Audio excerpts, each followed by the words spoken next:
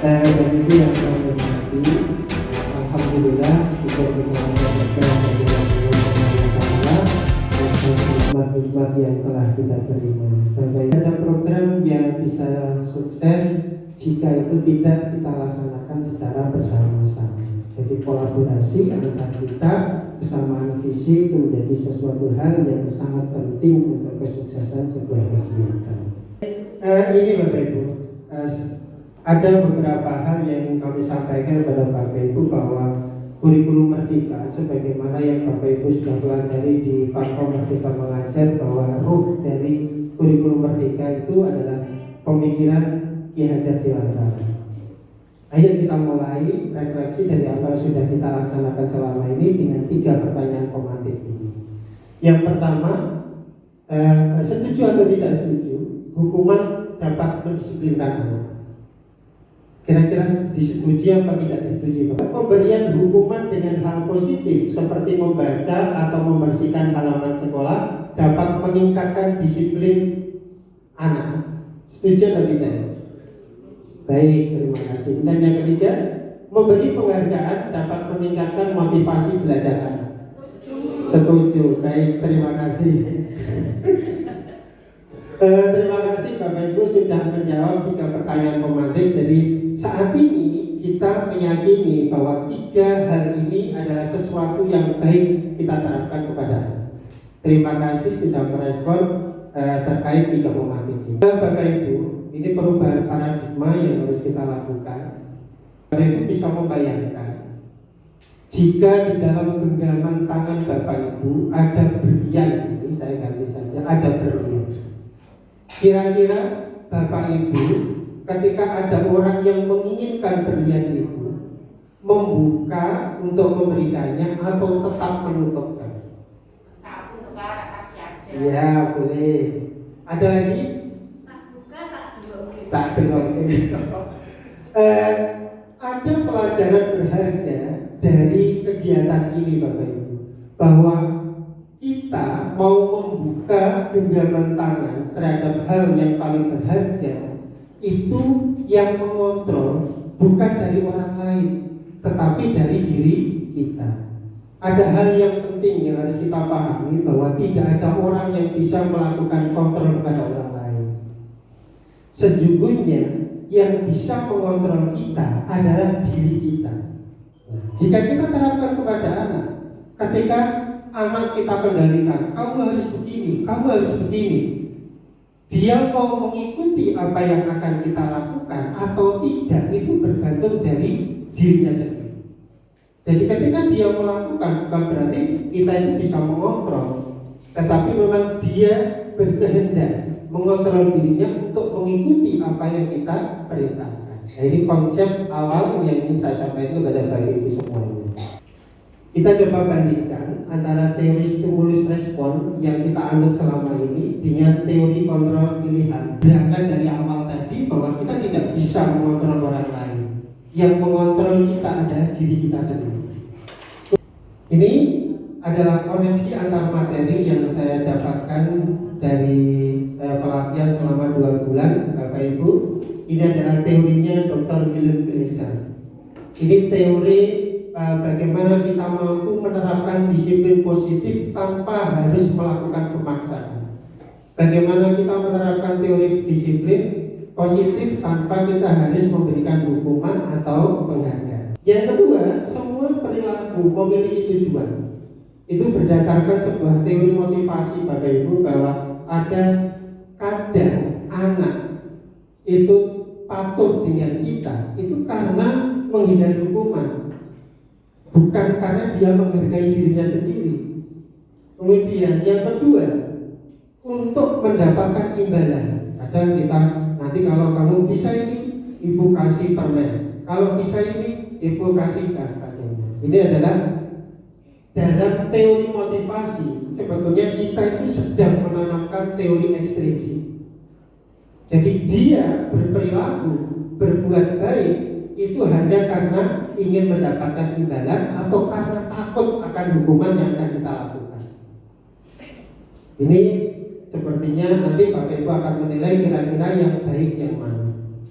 Kemudian teori motivasi yang ketiga yaitu menghargai diri sendiri. Nah ini yang disarankan di dalam kurikulum Merdeka penerapan disiplin positif, bahwa menghargai diri sendiri dari mana? Dari nilai-nilai kebajikan universal yang berasal dari sebuah keyakinan kelas yang disepakati oleh kelas dan sekolah. Pemantau dan sebagai manajer. Nah, di posisi manajer ini kita nanti akan mencoba bagaimana melaksanakan dengan model segitiga restitusi, yaitu dengan menstabilkan identitas, validasi kebutuhan, dan menyangkal keyakinan. Kemudian yang terakhir, ini 5 kebutuhan dasar manusia. Bapak Ibu, setiap manusia itu memiliki 5 kebutuhan dasar, dan terkadang anak melakukan sebuah kesalahan atau pelanggaran dari sebuah peraturan atau nilai-nilai kebajikan itu karena memang dia sedang mencari kebutuhan yang dia tidak dapatkan. Dan tugas kita adalah menebarkan laku mereka. Hargaan dan hukuman itu sejatinya kita itu sedang mematikan potensi anak. Gitu. Pengaruh jangka pendek dan jangka panjang, penghargaan itu mendukung. Penghargaan itu mengurangi ketepatan dan penghargaan tidak efektif, serta penghargaan itu merusak hubungan. Bapak Ibu, ketika kita selalu memberikan penghargaan kepada anak, penghargaan itu menimbulkan persaingan, dan persaingan itu memunculkan konflik. Nah ini yang sedang kita hindari. Jadi mudah-mudahan nanti kita bisa menuntun laku anak untuk menjadi anak-anak yang menghargai dirinya berdasarkan nilai-nilai kebajikan yang kita kira-kira apa ini? Lari mengelilingi lapangan basket 2 kali karena terlambat hadir di sekolah. Hukuman atau konsekuensi? Hukuman. Murid diminta untuk push up 15 kali karena tidak menggunakan masker ke sekolah. Ini hukuman. Menggantikan kertas tugas teman yang telah dicoret-coret, konsekuensi. Membersihkan tumpahan air di meja tulis karena tersenggol pada saat belajar, konsekuensi. Murid disuruh untuk mengenakan sepatu seharian di sekolah karena tidak menggunakan sepatu hitam, hukuman. Lari mengelilingi lapangan basket 2 kali karena terlambat 10 menit untuk pelajaran PJOK.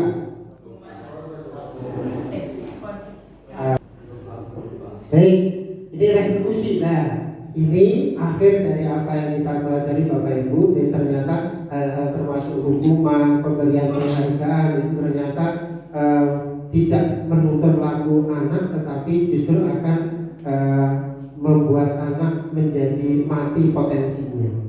Jadi ternyata seperti itu, bahwa restitusi adalah proses menciptakan kondisi bagi murid untuk memperbaiki kesalahan mereka, sehingga mereka bisa kembali pada kelompok mereka dengan karakter yang lebih kuat.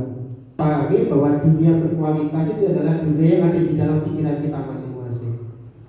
Keinginan kita, harapan-harapan kita yang ada di dalam pikiran anak-anak, itulah dunia berkualitas mereka. Maka tugas kita adalah menuntun laku mereka. Ini adalah 5 kebutuhan dasarnya. Ini segitiga restitusi. Ada 3 langkah yang kita lakukan, yaitu dengan menstabilkan identitas, kemudian memvalidasi kebutuhan 5 kebutuhan dasar tadi, kemudian menanyakan keyakinan. Bapak Ibu, kemarin saya sudah praktek untuk segitiga restitusi. Kemarin kemudian saya panggil untuk saya ajak untuk praktek segitiga restitusi dengan 3 tahap ini. Saya tanyakan, saya sampaikan, kenapa kamu kok selalu datang terlambat ke sekolah? Kemudian dia menjawab. Kemudian saya sampaikan bahwa kalau misalkan kamu pada posisi, misalkan bapak pada posisi kamu, bapak mungkin akan juga melakukan hal demikian.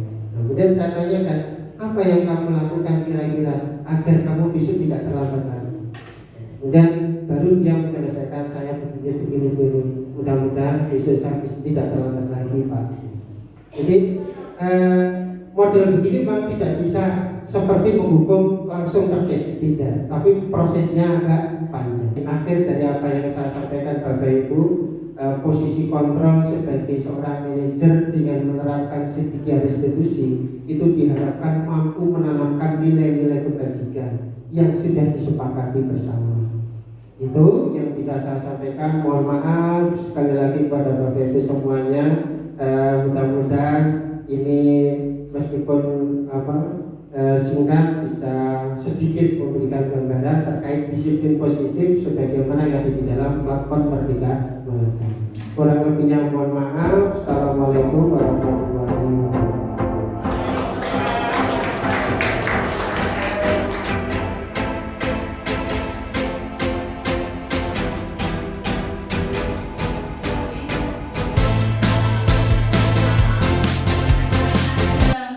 Istilah gaban bayi, Pak.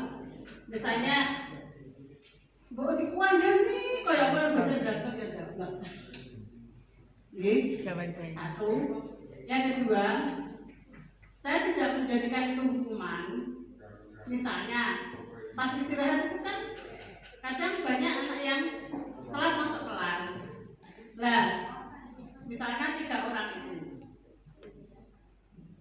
Kalau tidak saya kasih bukan hukuman ya paling ya berdiri. Berarti betul teori konvergennya yang diadopsi dalam kurikulum Merdeka. Bahwa di kurikulum Merdeka itu kita tidak menggunakan teori tabula rasa yang selama ini kita ada.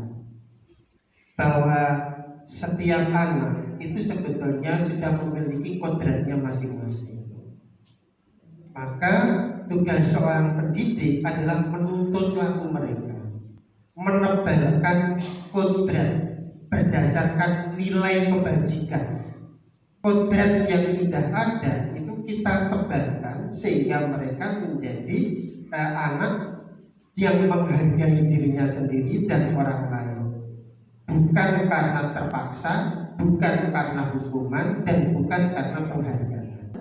Pertanyaan yang kedua kaitannya dengan itu tadi masuk pada poin ilusi, seolah-olah. Jadi namanya teori ilusi. Kita itu kadang-kadang memang ilusi bahwa kita itu bisa mengontrol murid dengan melakukan hukuman dan konsekuensi. Anak memang betul. Jadi ketika Bu Aif kemudian melakukan hal yang seperti itu, kemudian anak menjadi baik. Kenapa? Karena anak menjadi baik itu bukan karena dia menghargai dirinya sendiri dan orang lain, tetapi karena dia takut karena nanti akan dihukum Bu Aif lagi. Yes.